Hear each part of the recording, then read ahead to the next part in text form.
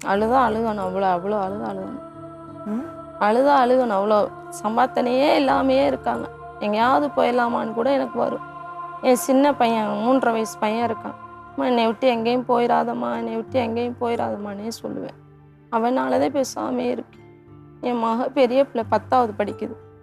அது சொல்லு, நீ உங்கள் அத்தாட்ட இல்லைம்மா நம்ம வாமா போயிடுவேன், நமக்கு அத்தாவே வேணாமா அப்படி. இந்த சம்பாத்தனை இல்லாதனால தான் இந்த பிள்ளைங்க எப்படி சொல்லுது. மற்றபடி எந்த பிரச்சனையும் பண்ண மாட்டாங்க, எந்த கெட்ட பழக்கம் இல்லை, எதுவுமே இல்லை, நல்லவங்க. கேட்டு பார்த்துருக்கீங்களா என்ன பிரச்சனைன்னு? என்னை விரும்பையில் அவங்க வீட்டில் ஊசி போட்டாங்க, மரக்கண்ணுன்னு சொல்லி ஊசி போட்டாங்கன்னு இவங்க சொல்கிறாங்க. மாமியார் மாமனார் சொல்கிறாங்க.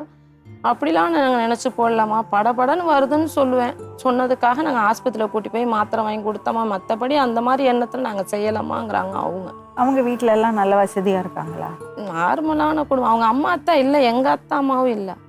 நீ விரும்பி தானே கட்டிக்கிட்டேன்னு எங்கள் அண்ணன் தம்பி என்னை எங்கள் அண்ணன்மாலாம் கண்டுக்கிற மாட்டேங்கிறாங்க என்னைய.